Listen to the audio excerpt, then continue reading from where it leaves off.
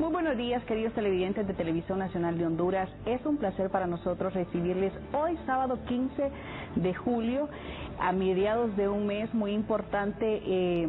Nosotros le recibimos, muchísimas gracias por permitirnos entrar a su casa, desarrollando esta mañana un tema muy importante y hablando sobre temas muy importantes, avances del Colegio de Abogados de Honduras, la cooperación que el Colegio de Abogados de Honduras ha tenido con personalidades internacionales importantes en nuestro país, con el fin de ayudar al gremio y crear cada día un colegio beligerante. Muchísimas gracias. Antes de hacer presentación de mi invitado especial en esta mañana, le invitamos que nos pueda sintonizar a través de nuestras redes sociales. También usted sea bienvenido si nos sintoniza por Facebook Live a través del Colegio de Abogados de Honduras. Hacemos presentación en esta mañana. Nos sentimos honrados de presentar a una persona que ha hecho una cooperación muy importante al Colegio de Abogados de Honduras en cuanto a conocimientos en materia de derecho.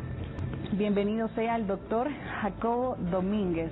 Bienvenido, él es asesor político de la Organización de Estados Americanos y también un amigo del Colegio de Abogados de Honduras. Bienvenido, doctor. Muchas gracias, Claudia. Es para mí un gran placer estar con ustedes y un privilegio colaborar con el Colegio de Abogados de Honduras, una institución que se va consolidando día a día y que está marcando la pauta del cambio institucional en este país.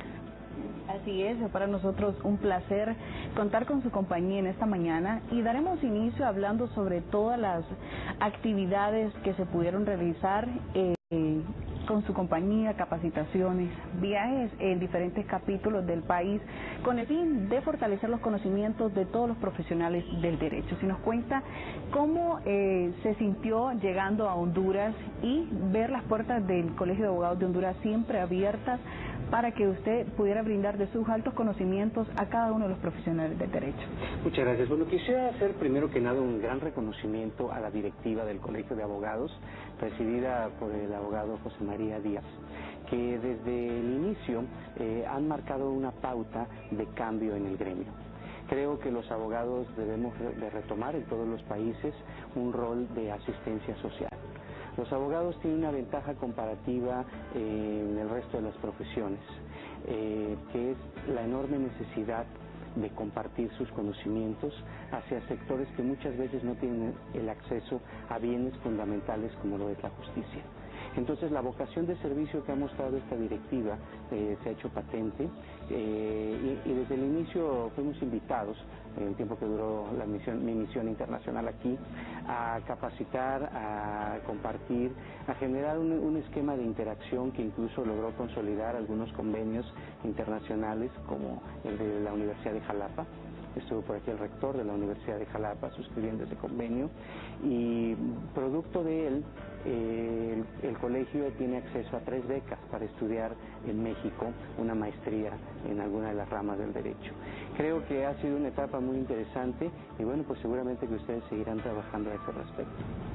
¿Cómo fue y cómo sintió usted por parte de todos los agremiados al ver las charlas magistrales que precisamente el jueves y el miércoles pasado también se estuvo impartiendo en la sede del Colegio de Abogados, en la sede principal en Tegucigalpa, una capacitación muy importante? ¿Cómo ve usted la afluencia, la recepción por parte de del gremio del derecho, los abogados, en el deseo de aprender y cada día especializarse y tener conocimientos fundamentales y básicos para el desarrollo de su profesión? Bueno, la ciencia jurídica es una ciencia, por lo tanto requiere de la actualización constante. Decía un profesor español mío que el derecho tan es una ciencia que a veces elaborar una demanda es más complicado que operar un ojo, que se requiere una enorme precisión en los conceptos justamente para persuadir al juez de que tome la decisión correcta. Entonces eso implica en los abogados ir generando habilidades, ir generando capacidades, no solamente de analizar el conflicto jurídico, sino también de plantearlo de una manera correcta. Entonces esto hace que la dinámica de la capacitación se dé de manera interactiva. Creo que en esta etapa el Colegio de Abogados ha retomado esa bandera, ha hecho esfuerzos muy importantes, entre ellos lo que han venido trabajando en el centro de arbitraje, que me parece un acierto muy relevante, y algunos otros de poner profesores, entre los que me incluyo, a disposición del gremio para impartir sus conocimientos y generar estos mecanismos de actualización. El derecho comparado es una herramienta fundamental en un mundo globalizado. Esto es, algunos de la manera como se resuelve en otros países un determinado problema jurídico puede servir para resolver un problema en Honduras. Entonces, el tener al alcance esos incentivos resulta un elemento fundamental. Así es. Y en su estadía en Honduras, ¿cuál fue algo muy peculiar que usted pueda decir en su participación, algo que le llamó la atención, le costó tal vez la adaptación o sintió el calor de los hondureños con buen recibimiento? Bueno, históricamente, y entramos un poco en esa materia que a mí me apasiona, Honduras y México no están separados. Es decir, si nosotros seguimos el mapa de la Nueva España, nosotros vamos a darnos cuenta de que Honduras pertenecía a la Capitanía de Guatemala y todos formaban parte de la Nueva España. Entonces, históricamente no estábamos lejos. Por eso ustedes celebran el 15 de septiembre la independencia, ¿sí?, al igual que nosotros, ¿sí? Pertenecíamos a ese segmento. Pero si hacemos una exploración todavía más profunda y vemos, por ejemplo, que en Copán algunas de las inscripciones que hay vienen de Teotihuacán. Teotihuacán es una ciudad que se encuentra en el centro de la República Mexicana. Entonces habría que preguntarse cómo llegaron los teotihuacanos a interactuar con esos mayas hondureños o viceversa. Y nos damos cuenta entonces que la ruta comercial siempre pasó por Centroamérica, es decir, Mesoamérica estuvo unida.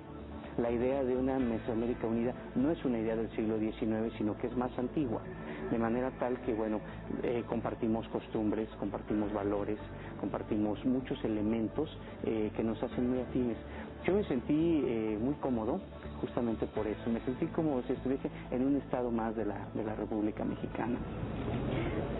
Y en cuanto a su aporte y su contribución, que fue muy importante en nuestro país, ¿cuál es el consejo de todas aquellas personas que vienen a nuestro país a fortalecer la democracia, a fortalecer el Estado de Derecho, a fortalecer todas aquellas áreas que nuestro país ha estado débil?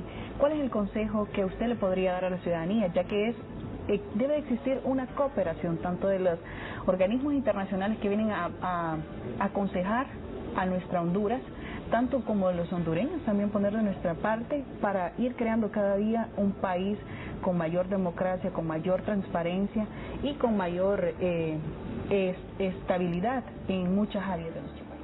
Bueno, debemos empezar diciendo que el desarrollo es un proceso, es decir, y el desarrollo jurídico, el desarrollo de una cultura jurídica es un proceso civilizatorio.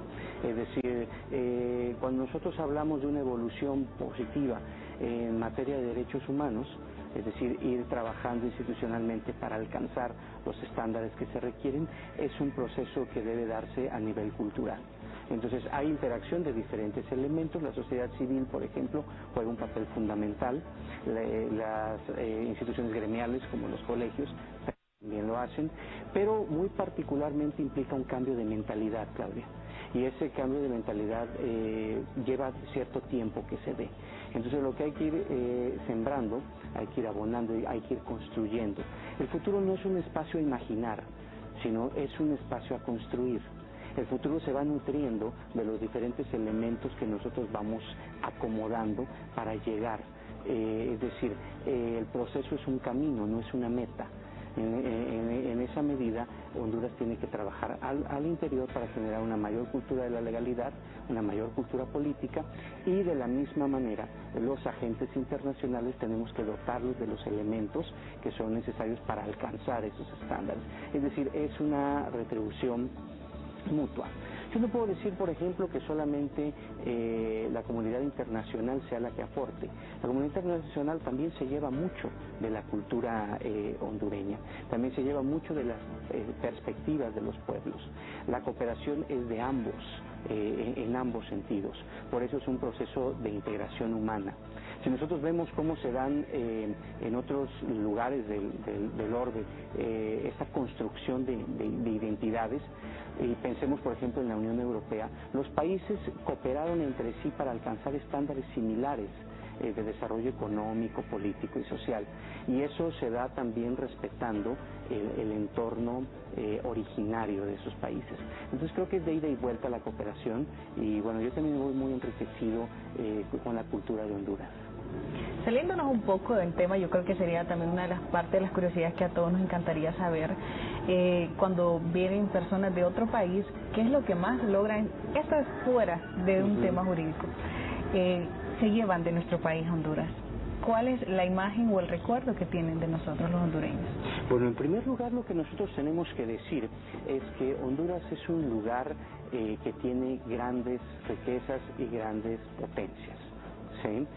Si bien es cierto que tiene que atender algunos problemas sociales relacionados con la seguridad y relacionados con ciertos fenómenos de descomposición social, lo cierto es que tiene enormes bases para potencializar su desarrollo.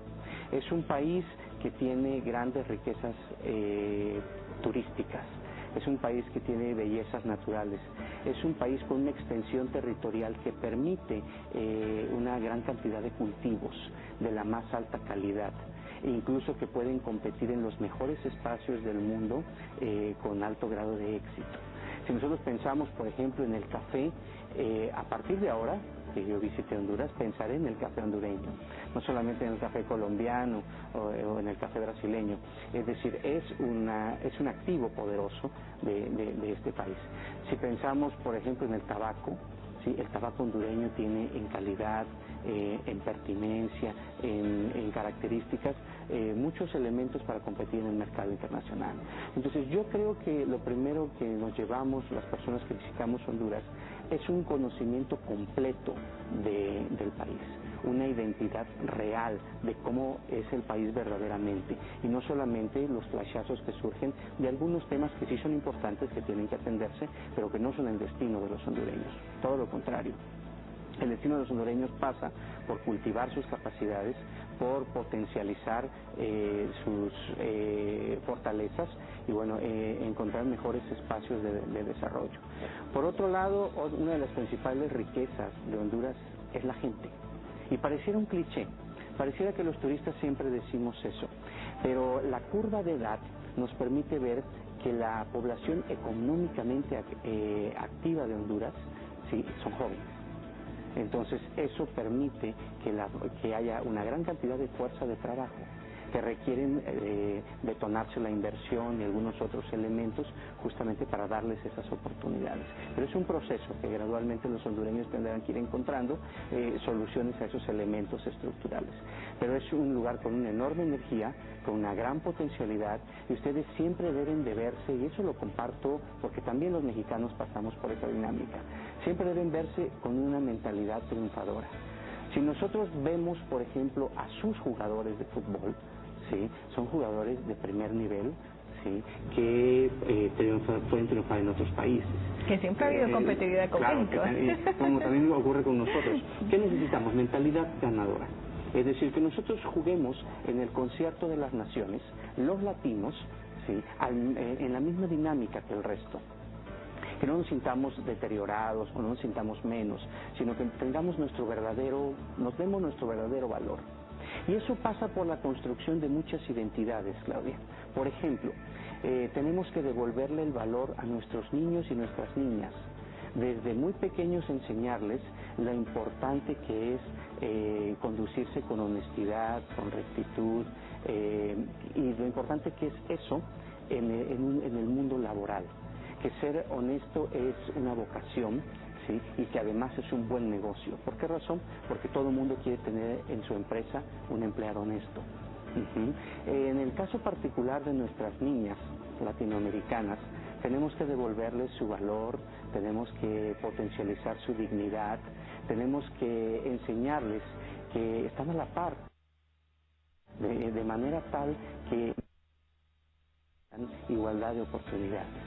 Y eso resulta fundamental en sociedades machistas porque hay que ir erradicando determinados comportamientos y que las nuevas generaciones accedan a espacios de igualdad y los temas de género no solamente son un tema de política pública, son un tema de cultura, son un tema de civilidad, son un tema de convivencia.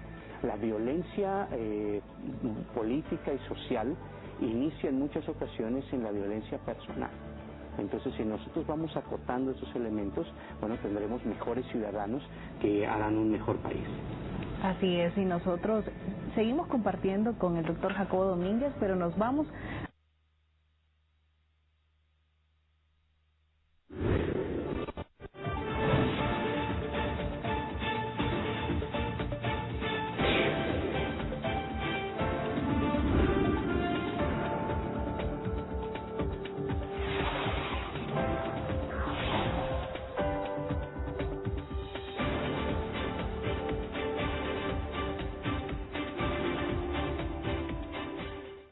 Si hay algo que nos gusta es salir de vacaciones, pero algunos se lo toman en serio. Los viajeros de corazón siguen a sus latidos sin pensarlo dos veces. Comparten cada joya que encuentran, desde el campo hasta la selva, de las cuevas hasta la punta de la Tigra. Van hasta San Juancito por un café y lo bajan a alta velocidad en canopy con Roatán. Ellos sí saben viajar. Estas vacaciones viaja donde tu corazón te lleve. Honduras, amor a primera visita.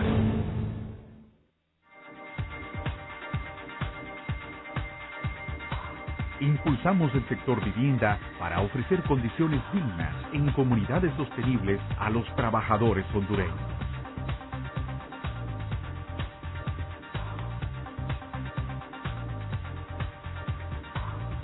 Para ello, Honduras 2020 ha lanzado 4 programas para promover el acceso a la vivienda.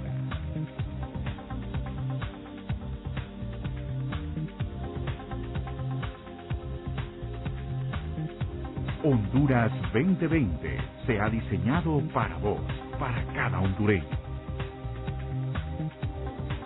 Honduras 2020 es tu programa de desarrollo. Gracias al esfuerzo del presidente Juan Orlando Hernández y las 29 empresas socias, los megaparques para una vida mejor son una realidad que llenan de magia y diversión la vida de grandes y chicos que ahora disfrutan de un lugar de recreación y sana convivencia. Son más de 180,000 visitas mensuales a estos megaparques de recreación comunitaria, que son una de las herramientas más importantes para la prevención de la violencia y el fomento de la paz en Honduras, donde ahora existen sonrisas, juegos y mucha diversión, gracias a este maravilloso proyecto. Gobierno de la República. Por nuestro aromático café, que en cada taza perfuma los hogares del mundo. Porque en el interior del Mar Caribe existe uno de los arrecifes coralinos más bellos del planeta. Porque nuestro país es el único que tiene un colibrí que es una esmeralda que adorna aún más nuestros bellos paisajes. Porque la biosfera del río Plátano es una de las 7 maravillas del mundo y uno de los pulmones más importantes del planeta. Yo soy catacho de corazón. Gobierno de la República. El alcohol y el volante jamás serán aliados. Conducir bajo los efectos del alcohol puede destruir tu vida y la de otros. No arriesgues tu futuro. El alcohol y el volante jamás serán aliados. Conducir bajo los efectos del alcohol puede destruir tu vida y la de otros. No arriesgues tu futuro.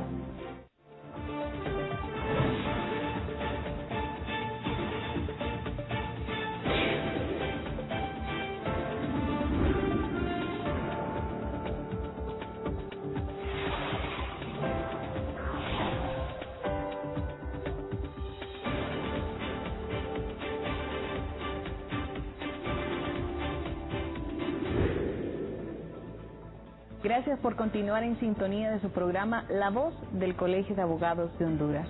En esta mañana nosotros, si usted recién nos sintoniza, tenemos invitado especial al doctor Jacobo Domínguez, asesor político de la Organización de Estados Americanos y también amigo del Colegio de Abogados de Honduras.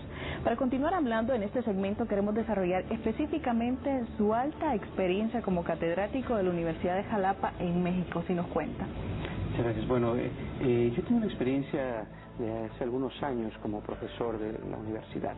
Yo creo que la educación es un vehículo de transformación de las sociedades. y ha sido una vocación desde que egresé el dar clase justamente. Entonces, eso me ha llevado a estar en diferentes espacios, a dar clases en instituciones de Latinoamérica y de Europa. Y bueno, mi alma mater, mi casa, es justamente la Universidad de Jalapa, con la cual el Colegio de Abogados firmó un importante convenio para trabajar mecanismos de transferencia de tecnología y eventualmente, bueno, recibir a juristas hondureños para poder cursar posgrados en la Universidad. ¿Cuál es la diferencia en los estudiantes mexicanos o los estudiantes que ha conocido usted fuera de Honduras a los hondureños? Bueno, yo creo que los estudiantes hondureños tienen un gran espíritu de lucha, sí, que tienen una enorme capacidad de esfuerzo, sí, por su entorno, que en ocasiones es más complicado que el de otros lugares, y eso hace que valoren las actividades académicas. Yo estoy gratamente sorprendido justamente por la enorme fe que tiene el estudiantado hondureño en la movilidad social, es decir, lograr el acceso a mejores espacios laborales, productivos, a partir del estudio. Entonces creo que eso es fundamental. Y más en profesiones como la nuestra, que son muy celosas. El derecho es una profesión que, como dijese el clásico profesor uruguayo Couture, se aprende estudiando, pero se ejerce pensando. Entonces, sistemáticamente, los abogados tenemos que revisar nuestros conocimientos. Un abogado que no estudia permanentemente es cada día menos abogado. Es decir, la actualización se vuelve el pan de cada día. Justamente porque quien se acerca a ti requiere soluciones prácticas en un mundo dinámico. Entonces, lo que hoy es, mañana no, y el abogado no puede quedarse retrasado de esa dinámica social. Entonces, yo creo que esa parte los estudiantes hondureños la han interiorizado muy bien y vamos a ver, estoy convencido, nuevas generaciones de juristas hondureños que harán un trabajo interesante y muy serio. La educación en nuestro país siempre ha sido complicada en el sentido del costo que representa educarse, pero ahora de unos años partiendo hacia este 2017 se ve una mayor afluencia de estudiantes en diferentes universidades, ya sean privadas o públicas de nuestro país. ¿Qué consejo? Y tanto las autoridades le han apostado mucho también a la educación. ¿Qué consejo le podría dar usted a todas aquellas nuevas generaciones, ya sean licenciados, ingenieros, doctores, abogados, que ellos vendrán a representar, ellos serán los que se tomarán cargos a su futuro en nuestro país, viendo también y tomando en cuenta todas las iniciativas que se tienen en nuestro país con el fin de ir hacia un desarrollo? ¿Qué consejo podría darle usted en cuanto a sus conocimientos y también en cuanto a su experiencia en diferentes países, a todos aquellos tal vez estudiantes de Derecho que nos están sintonizando o nos están viendo, o a todas aquellas personas que nos están viendo a través de la pantalla de Canal 8? ¿Qué consejo le podría dar? La educación es vital para el desarrollo de las personas. Bueno, la educación, como todos los elementos en el mundo moderno, también ha cambiado. Entonces, nuestros estudiantes no pueden ser estudiantes del siglo XX en el siglo XXI. No pueden ser estudiantes tradicionales en un mundo dinámico y tecnológico. Entonces, esa evolución debe darse también en el segmento del aprendizaje. Los abogados y los estudiantes de Derecho deben recargarse en las nuevas tecnologías, es decir, el uso de plataformas tecnológicas que permitan acceder a bibliotecas virtuales, la participación en educación a distancia, la participación en cursos de los cuales diferentes organismos internacionales ofertan, algunos incluso gratuitamente o a precios simbólicos, deben ser parte de las nuevas herramientas que los estudiantes del derecho tengan cerca. El uso de la jurisprudencia, del derecho comparado, a partir de las investigaciones que pueden realizarse haciendo el manejo de tecnología, del Internet, de los intranets, de los tribunales, pueden ser los nuevos detonantes de un nuevo perfil del abogado. Es decir, el abogado hondureño está condenado, al igual que todos los abogados del mundo, a modernizarse. Entonces tenemos que ir transitando hacia esos espacios. La colegiación puede ser un vehículo para hacer llegar estas herramientas, en razón de que en los colegios pueden tener grupos de estudio, pueden tener comprar entre todos un curso, es decir, hay diferentes herramientas que pueden utilizarse. Pero la clave está en cambiar nuestro concepto del estudio, como decía un profesor, cambiar los lentes con los que vemos la realidad y entender que este es un mundo dinámico que se retroalimenta. Entonces, el conocimiento jurídico no puede permanecer estático. Así es. Vamos a comenzar a desarrollar un poquito más en cuanto a sus raíces. México. Precisamente, a 100 años de la promulgación de la Constitución mexicana, ¿cuál ha sido el más grande triunfo que le ha dado esta Carta Magna a los mexicanos? Bueno, nosotros estamos de fiesta los mexicanos porque conmemoramos el 5 de febrero el centenario de la Constitución. Esta Constitución es producto de la lucha revolucionaria de 1917, que concluye en 1917 y que inicia en 1910, y que simbólicamente representa la positivización de algunos de los valores más relevantes que había en esa lucha, en esa gesta heroica de la revolución. Es la primera constitución del mundo en plantear derechos sociales. Es decir, en plantear más allá de la visión liberal del siglo XIX, en que el hombre debe tener ciertos derechos humanos y garantías por el simple hecho de existir, sino que también como grupo humano es necesario combatir la desigualdad, la falta de oportunidades y el acceso a mejores niveles de desarrollo. Eso se ve plasmado por primera vez en lo que la doctrina ha llamado artículos constitucionales con contenido social. Y básicamente los encontramos en 3 de ellos: el artículo 3º, que habla sobre la universalidad de la educación. ¿Sí? La educación es un derecho para todos los mexicanos y esta es una de las grandes aportaciones a la ciencia jurídica contemporánea. El artículo 27, que se refiere a la tenencia de la tierra, a la reforma agraria en sus diferentes facetas, ¿sí? Y el reconocimiento de los derechos de los trabajadores previstos en el artículo 123. Entonces, la filosofía social, es decir, aparejar a la discusión de las libertades individuales los derechos sociales, es quizá la más grande aportación de la Constitución mexicana. ¿Alrededor de cuántas reformas ha tenido esta Constitución?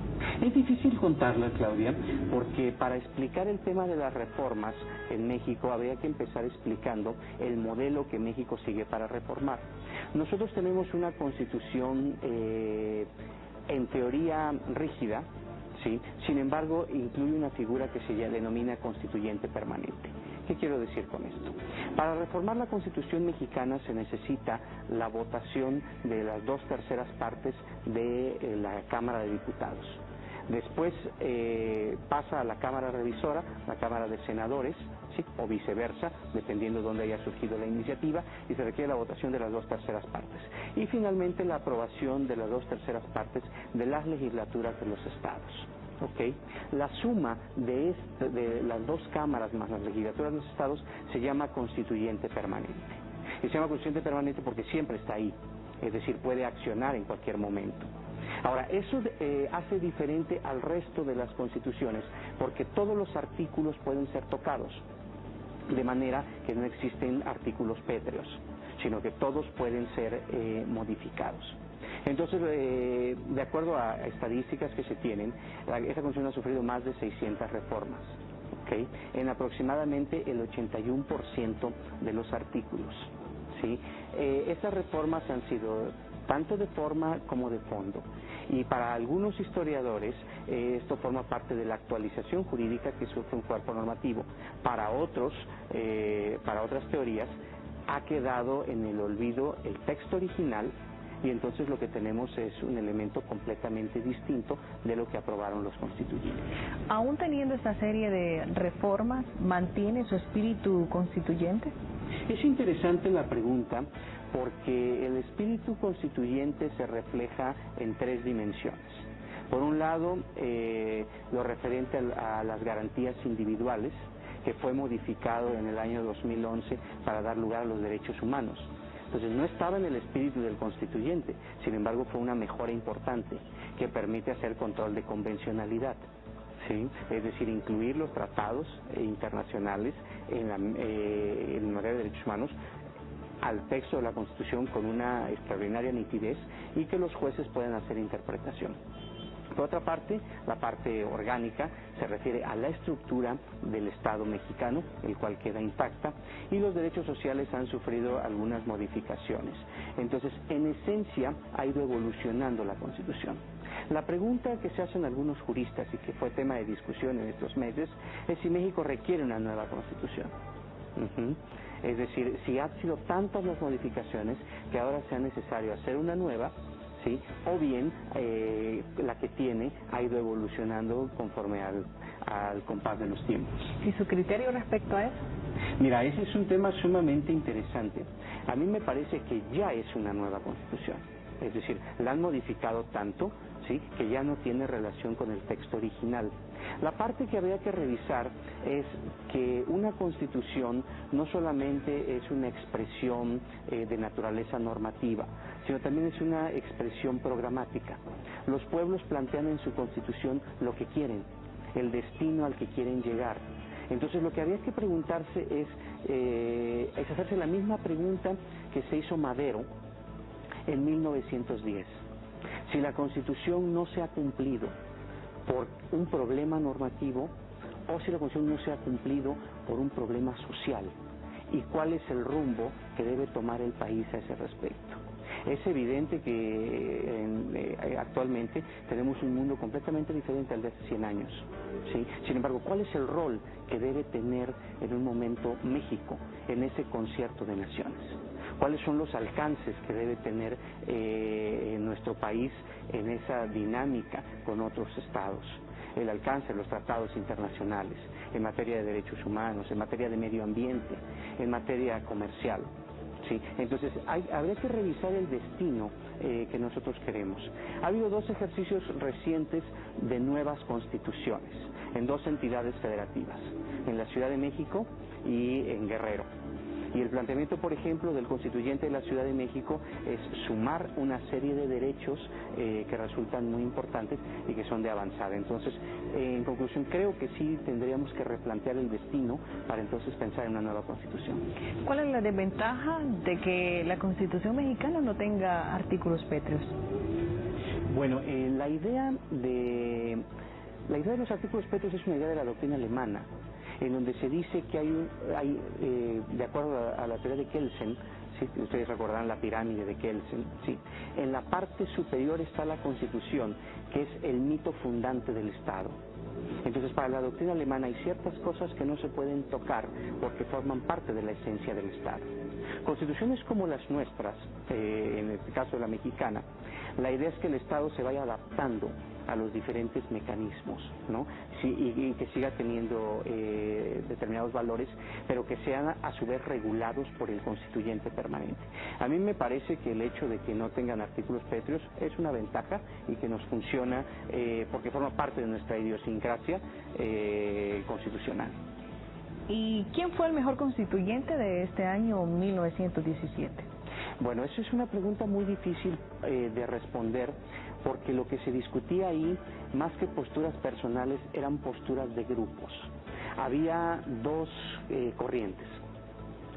Para empezar, después de la guerra después de la revolución, ninguno de los grupos que pelearon ahí, estamos hablando de Zapata, de Villa, se vieron representados en el constituyente.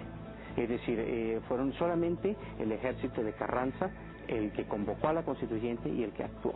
Sin embargo, aún al interior de esa representatividad había dos grupos. Un grupo que seguía un poco la doctrina de Madero, en donde hablaba que había que modificar algunas partes de la Constitución del 57 para que la Constitución fuera viable, ¿sí?, se llevara a la práctica, sobre todo en materia de democracia. Y había otro grupo que decía que era insuficiente modificar algunas partes de la Constitución, que lo que se requería era un gran espíritu social, un replanteamiento de las relaciones entre todos los mexicanos para dotarlos de mejores oportunidades de vida, es decir, el pensamiento agrarista, el pensamiento laboralista, etcétera. Y ahí Francisco J. Mujica, por ejemplo, juega un papel muy relevante en contraposición con una estructura mucho más conservadora de Félix Palavicini. Entonces, la idea que finalmente produce el texto del 17 es una idea que armoniza ambas visiones. Lo que ahora los mexicanos tenemos que preguntarnos es qué tan fieles hemos sido a esos postulados. Cuando volteamos y vemos que la pobreza sigue existiendo, cuando vemos que la educación tiene que llegar a todos los mexicanos, cuando vemos que la igualdad entre el varón y la mujer tiene que seguirse trabajando para conseguirla, pues es un buen momento de abrevar en esos debates para ver en qué hemos fallado y qué es lo que tenemos que hacer mejor. Así es, continuamos nosotros, pero antes nos vamos a una breve pausa comercial. No nos cambie, que ya regresamos.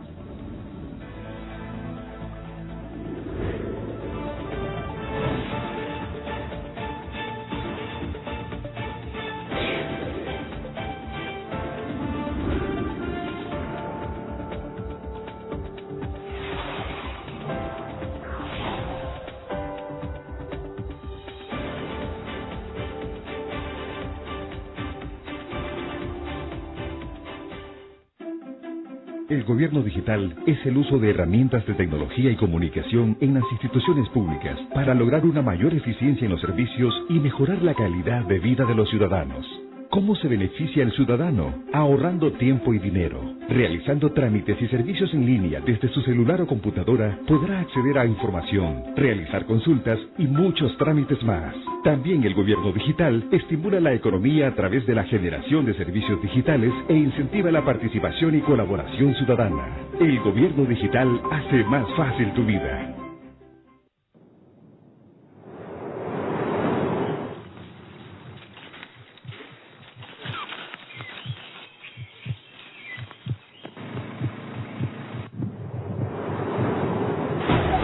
En América existe un lugar donde lo maravilloso no se explica en palabras, se hace con latidos. Un lugar donde las frutas aprendieron a nadar, donde la arqueología y el fútbol jugaron el primer partido de la historia, donde tu mejor compañero de buceo es un profesional. Una muy buena onda, por cierto. Donde tienes amigos esperándote hace siglos. Donde la emoción no tiene palabras. Donde las tradiciones no pasan de moda. Donde los colores corren y vuelan.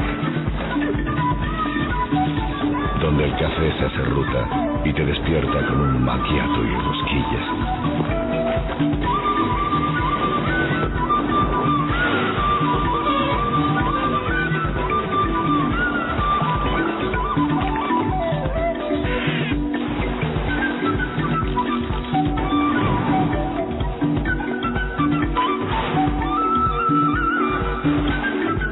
Honduras, amor a primera visita.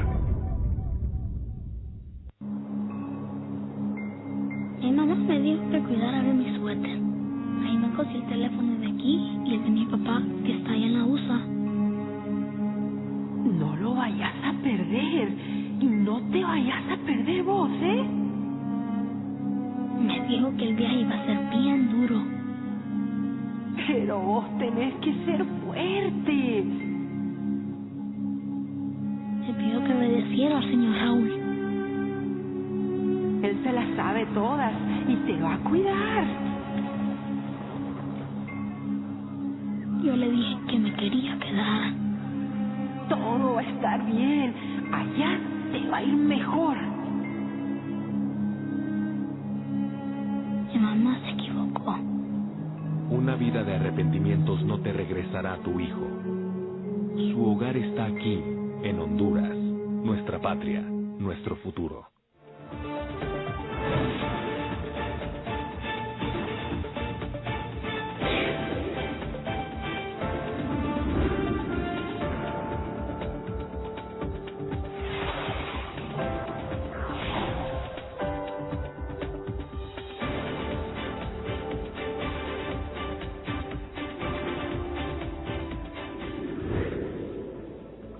Gracias por continuar en sintonía de su programa La Voz del Colegio de Abogados. Estamos en el tercer y último segmento desarrollando precisamente sobre todos los avances y las reformas que ha tenido la Constitución mexicana. Para hablar precisamente y seguir desarrollando, doctor Gudini, ¿usted cuál considera que ha sido la mejor? Nos explicaba y nos decía los avances que ha tenido, pero también cuáles son los aportes que realizó la Constitución de 1917 a la comunidad internacional. Bueno, como comentábamos hace un momento, Claudia, la visión del derecho social es la principal innovación de esa Constitución. Entonces, muchos de los elementos que se retoman en las legislaciones laborales y agrarias de Latinoamérica provienen del pensamiento de la Constitución mexicana. Ustedes en Honduras, por ejemplo, tienen avances en materia laboral de suma relevancia, ¿sí? Un régimen especial, que muchos de esos elementos se ven inspirados en la Constitución del 17. Por ejemplo, el aguinaldo. El aguinaldo es un elemento absolutamente mexicano. El aguinaldo viene de las fiestas de diciembre, de las posadas. ¿Sí? En las posadas lo que había era la posibilidad de que los trabajadores recibieran un pago extra, como un regalo, ¿sí? El tema relacionado con la Navidad. ¿Sí? Bueno, eso se positiviza en las diferentes legislaciones y actualmente ya hay un pago que corresponde a esa época del año. Curiosamente también ustedes han tenido sus aportaciones, por ejemplo, ese 14avo, yo no lo conocía, sí, lo vine a conocer aquí. Ajá. Y es también una aportación, una prestación. Que recién ya se lo gastaron, ahorita ya estamos en julio, en junio ya lo terminaron. Entonces. ¿Lo pagan en junio? ¿Junio? No, entonces ahorita ya no hay ni vísperas de esto. Entonces, parte de la vocación social de determinadas legislaciones fueron obtenidas de la Constitución mexicana. Por otra parte, la idea de consolidar el Estado mexicano como un Estado federal. ¿Sí? Era una idea que ya venía repitiéndose en el siglo XIX, sin embargo las características, la autonomía que se le da a las entidades federativas, la supresión de los jefes políticos que permiten que haya una verdadera interacción entre los municipios, los estados y la federación, es un planteamiento importante también de esa Constitución. Yo creo que el diseño estructural del Estado mexicano surge justamente de la Constitución del 17 y es una de las grandes aportaciones. Ahora, la parte más importante de una Constitución es el poder regularizar su cumplimiento. De nada nos sirve tener las mejores leyes si no se cumplen, ¿sí? E incluso podría llegar a suceder que el pueblo no se sintiera satisfecho con esa situación. Entonces, sobre la parte que hay que trabajar es que estos planteamientos que están previstos en la Constitución se vuelvan parte de la vida cotidiana de la gente. ¿De qué manera regulan en México el cumplimiento de las leyes? Bueno, el Poder Judicial en México es justamente el guardián de la Constitución. Y a través del juicio de amparo, que en realidad es un juicio específico de garantías y derechos humanos. Mira, México sufre una modificación en el año 2011 para incluir el concepto de derechos humanos. Hasta antes del 2011 nosotros incluíamos el concepto de garantías individuales. Y la garantía es una garantía, es una concesión que otorga el Estado a sus ciudadanos. El derecho humano, por el contrario, lo que hace es reconocer que la persona tiene ese derecho y el Estado simplemente se lo reconoce, no se lo otorga. Entonces, conceptualmente es completamente diferente. El juicio de amparo surge en el siglo XIX como un juicio de garantías para preservar determinados derechos en las personas. Bueno, ahora el juicio de amparo sirve también para ampliar derechos humanos previstos en tratados internacionales. Entonces, esa evolución me parece a mí la más significativa, que a través de esos mecanismos de revisión los ciudadanos mexicanos puedan protegerse de eventuales abusos del poder. A lo largo de los años, la reforma más importante que ha tenido la Constitución mexicana. Yo creo que sería esa. Sí, yo creo que la reforma en materia de derechos humanos es un parteaguas en la historia del constitucionalismo mexicano y va a sentar las bases para generar una nueva cultura de la legalidad de la mayor importancia. Otra de las reformas relevantes ha sido la federalización de las competencias electorales. Esto es, de pasar a tener sistemas electorales regionalizados. Yo fui consejero electoral en uno de los estados, por ejemplo, Veracruz. Ahora las competencias se generan en un sistema nacional electoral, que es regulado por el Instituto Nacional Electoral, de manera tal que se vuelven una facultad de la federación, la regulación del tema electoral. Eso cambia el sentido completamente del modelo democrático. Si es una evolución o un retroceso, lo veremos en el futuro. Sí, pero sí es una de las reformas más importantes que hemos tenido en los últimos tiempos. Usted mencionaba dos reformas importantes, una habla sobre derecho y la otra habla sobre política electoral, ¿verdad? Prácticamente. ¿Qué diferencias marcaron ambas en México? Un antecedente y luego el producto de ya la ejecución de la misma ley. Mira, en materia electoral, por ejemplo, la evolución ha sido sistemática. Es decir, en México hemos seguido un mecanismo para las reformas electorales de prueba y error. Entonces, desde el 77 se va planteando una serie de modificaciones y después de cada elección se van modificando gradualmente las reglas de acuerdo a lo que se ve que se va necesitando. Ha habido algunas reformas que han sido muy polémicas, como por ejemplo la reforma del 2007, donde plantean una supresión de la posibilidad de la compra de tiempos de radio y televisión. Es decir, no se pueden comprar spots de radio y televisión, sino que se hace un acumulado de spots y el entonces IFE, ahora INE, los reparte entre los candidatos de acuerdo a una fórmula preestablecida en donde conlleva su votación, etcétera, que es la misma que se utiliza para el financiamiento. ¿Sí? Posteriormente, en la reforma del año antepasado, hay una actualización de los delitos electorales y se separan las leyes electorales y se federalizan.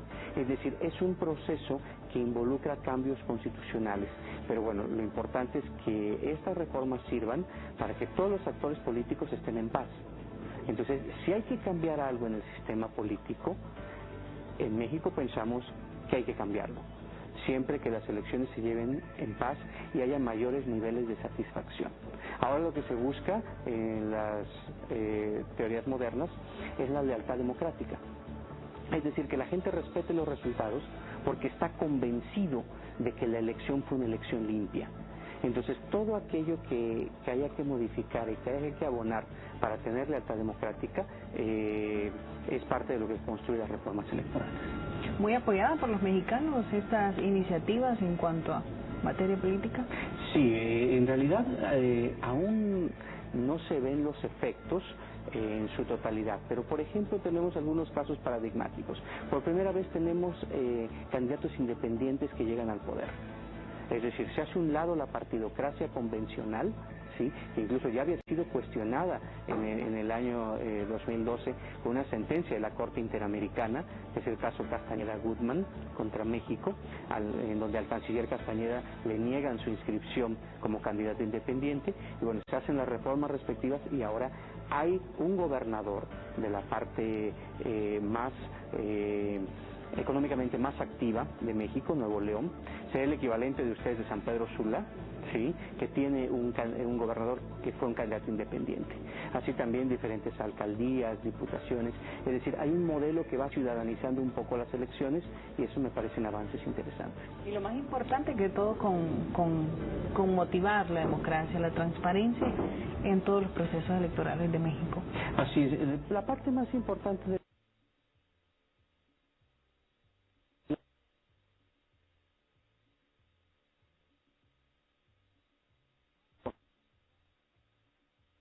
Por eso hay que construir un andamiaje institucional que responda a eso. Autoridades electorales imparciales, autoridades electorales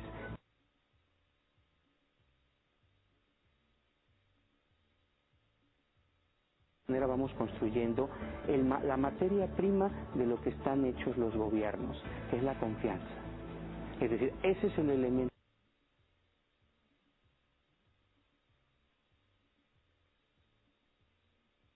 El mandato imperativo. Pensémoslo.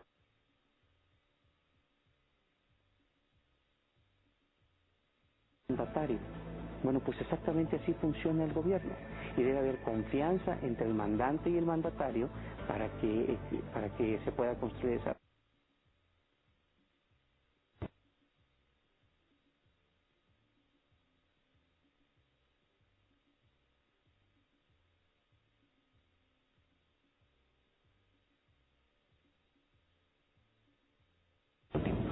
Bueno, yo creo que México ha avanzado.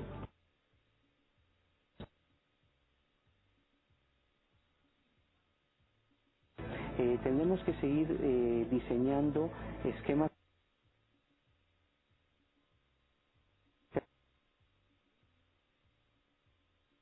construir instituciones electorales sólidas que generen mayor confianza y lealtad democrática. Entonces, en esa medida, la ciudadanía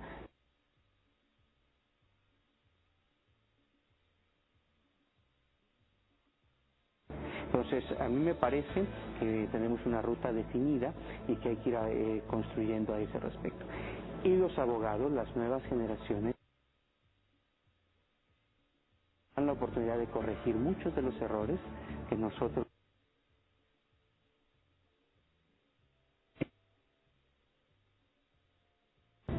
y también enfrentándose a nuevos retos, a nuevas actualizaciones, a nuevos problemas o tal vez a problemas, todos los problemas en diferentes países. Hay algunos que van a ser constantes. Por ejemplo, en Honduras, nuestra posición geográfica acecha por la posición en la que estamos ubicados y es un problema que va a estar constante.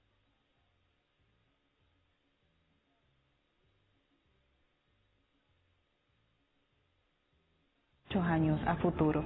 Asimismo,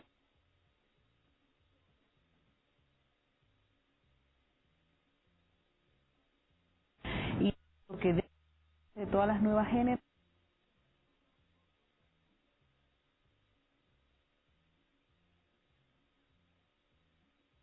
no solo en México sino en Honduras y en diferentes.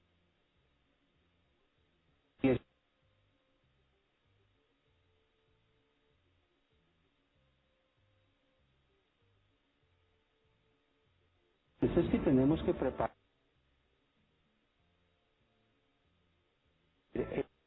el mundo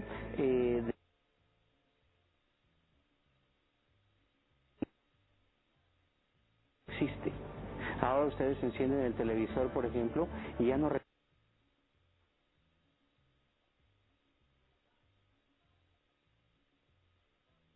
etcétera, que ya no reconoce todas las banderas.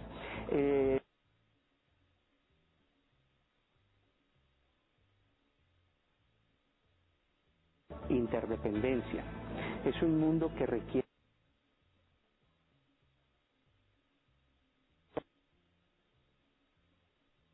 es decir, que se enfrenten los flagelos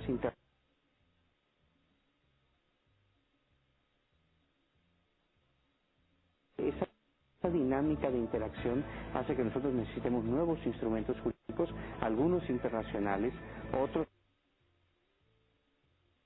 integral. Y en ese sentido es una estupenda idea que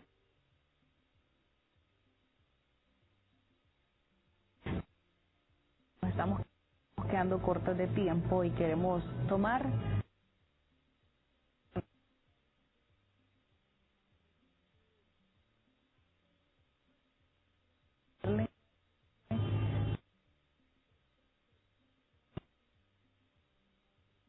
al Colegio de Abogados de Honduras. Nosotros estamos a su servicio. De igual forma, la institución, el presidente ha sido muy constante en repetirlo y decirlo, el presidente del Colegio de Abogados de Honduras, que las puertas del Colegio de Abogados de Honduras siempre estarán abiertas para cuando usted desee cooperarnos y ayudarnos en capacitaciones o en su momento también nosotros contribuir y ayudar en cualquier área que nosotros podamos hacerlo. Muchísimas gracias por acompañarnos en este programa La Voz del Colegio de Abogados de Honduras. Seguramente todos también los abogados que nos ven a través de las redes sociales o que nos ven a través de Televisión Nacional de Honduras y recibieron y fueron impartidos por los conocimientos y por la experiencia con la que cuenta el doctor Goodini, también fueron muy beneficiados, y de parte de ellos también le agradecemos la colaboración y su constante permanencia y ayuda al Colegio de Abogados de Honduras. No, ha sido un privilegio, Claudia, y me siento muy honrado de poder compartir con mucha humildad este espacio de tiempo con ustedes, que ha sido maravilloso. Muchas gracias. Esperamos que este no sea una despedida, sino un hasta pronto, y podamos tenerlo también nuevamente en el programa La Voz del Colegio de Abogados de Honduras, y también participando en diferentes capacitaciones, ya sea nacional o internacional, que sabemos que muchos abogados puedan salir y puedan estar también cooperando con ustedes. Excelente, muchas gracias. Muchísimas gracias. ¿Sus palabras finales? Agradecer a Honduras su generosidad, y bueno, estoy seguro que estaremos viéndonos con mucha frecuencia. Gracias.